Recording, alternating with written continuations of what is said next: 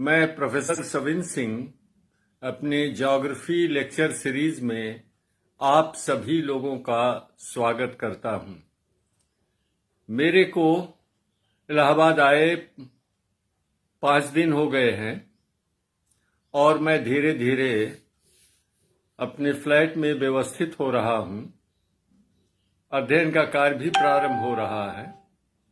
तो आज सोचा कि कुछ आपके लिए प्रेषित करूं अपने वीडियो लेक्चर के माध्यम से। So today I will discuss certain technical terms being used in climatology। आज हम जलवायु विज्ञान में प्रयुक्त कुछ तकनीकी शब्दावलियों पर चर्चा करेंगे। 6 नवंबर को मैंने फेसबुक पर पोस्ट किया था एक सवाल क्वेश्चन और आपसे पूछा था, is isotherm map useful for the farmers or not? If yes then why, if not then why. ये मैंने प्रश्न पूछा था आपसे कि क्या समताप रेखा मानचित्र किसानों के लिए उपयोगी होगा? अगर हां तो क्यों, नहीं तो क्यों? उसका मैं स्पष्टीकरण आज दे रहा हूं कि समताप रेखा मानचित्र किसानों के लिए उपयोगी नहीं होता है। Isotherm map is not useful for the farmers because the temperature shown on isotherm map is not the real temperature of a place. Rather, it has been changed to converted to sea level. So, the isotherm map does not give the real temperature of a particular place. तो समताप रेखा मानचित्र से किसी भी स्थान विशेष के वास्तविक तापमान का पता नहीं चलता है, क्योंकि समताप रेखा उस स्थान के समुद्र तल पर क्या तापमान होगा इसे दर्शाते हैं। मैं एक उदाहरण लेता हूं। मान लीजिए कोई ए स्थान है और वो 2000 मीटर की ऊंचाई पर है और उसका तापमान 20 डिग्री सेंटीग्रेड है, असली तापमान। अब समताप रेखा मानचित्र पर क्या होगा? आप जानते हैं कि जैसे हम नीचे जाते हैं, उतरते हैं, तो तापमान बढ़ता है normal lapse rate 6.5 degree Celsius पर 1000 मीटर के हिसाब से। तो समुद्र तल पर उस स्थान का तापमान होगा 20 + 13 मीनिंग देयर बाय 33 डिग्री सेल्सियस। तो ए स्थान का असली तापमान 20 डिग्री सेंटीग्रेड है, जबकि समुद्र तल पर वो दर्शाया गया है 33 डिग्री सेल्सियस। इसलिए समताप रेखा मानचित्र किसानों के लिए उपयोगी नहीं होता है।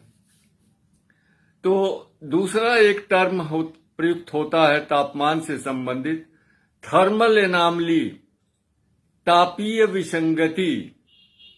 तो किसी अमुक अक्षांश पर स्थित किसी स्थान के तापमान और उस अक्षांश के औसत तापमान के बीच जो अंतर होता है उसको थर्मल एनामली या तापीय विसंगति कहते हैं। So thermal anomaly refers to the difference of temperature between the average temperature of a particular latitude and the particular place on that latitude। उदाहरण के लिए मान लीजिए हम लेते हैं 40 डिग्री लैटिट्यूड, 40 अंश अक्षांश। तो 40 अक्षांश का औसत तापमान है मान लीजिए 30 डिग्री सेंटीग्रेड और उस अक्षांश पर स्थित एक स्थान का तापमान है 35 डिग्री सेंटीग्रेड। तो दोनों का अंतर कितना हुआ? 35 minus 30 means 5 degree. So this difference of temperature is called thermal anomaly. और यह तापीय विसंगति दो तरह की होती है. अब 2 types, positive thermal anomaly and negative thermal anomaly. जब अमुक स्थान का तापमान उसके अक्षांश के तापमान से अधिक होता है तो ये धनात्मक जो है तापीय विसंगति होती है. और जब अमुक स्थान का तापमान उस अक्षांश के औसत तापमान से कम होता है तो इसे कहते हैं ऋणात्मक या negative thermal anomaly. When the temperature of a particular place is higher than the average temperature of that latitude, particular latitude, then it is positive thermal anomaly. And if the temperature of a particular place is less than the average temperature of that particular latitude, then it is called negative thermal anomaly. And the line joining the places of equal thermal anomaly are called isomorphous lines. और सभी समान तापीय विसंगति वाले स्थानों को मिलाने वाली कल्पित रेखा को समविसंगति तापमान रेखा कहते हैं. नेक्स्ट टर्म आता है क्लाइमेटिक ओसिस, जलवायु नखलिस्तान.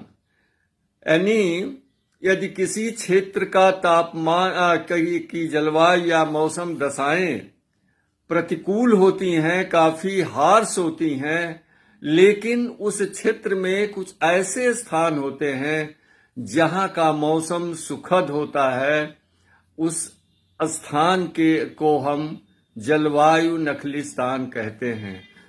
Climatic Oasis refers to a place having comfortable weather in a particular region of very harsh weather conditions. उदाहरण के लिए स्विट्जरलैंड की घाटियों में शीत ऋतु में तापमान माइनस के नीचे चला जाता है, इसलिए अधिकांश कार्यकलाप ठप पड़ जाते हैं. लेकिन फॉयन हवा के आने पर कुछ क्षेत्रों का तापमान अचानक बढ़ जाता है, मौसम सुहाना हो जाता है और वहां पर tourist industry, hotel industry, restaurant इत्यादि खुले रहते हैं, आबाद होते हैं. इसे हम क्लाइमेटिक ओसिस कहते हैं. And the last term that I will explain today is blood rain. The Sirocco is a local wind that blows from northern Sahara to Italy, and while blowing from over Saharan desert, it picks up red sands, and while blowing over Mediterranean Sea, it picks up moisture, and then after striking relief barrier, it yields sufficient amount of rainfall in Italy, and the red sands settle down with the rains from a distant place. It appears as if there is a blood rain. तो Scirocco एक स्थानीय हवा है, गर्म हवा है, जो कि सहारा रेगिस्तान से उत्तर की ओर चलती है और सहारा से लाल रंग के रेत को अपने साथ ले लेती है और रोम सागर के ऊपर से गुजरते हुए ये नमी धारण कर लेती है और इटली में जब बरसात करती है तो ये लाल रंग के रेत जो है नीचे बैठता है और दूर से देखने पर प्रतीत होता है कि रक्त वृष्टि होती है. So the blood rain is related to sirocco wind, and snow eater is related to Chinook wind, and Foyne is also called as a snow eater. Thank you.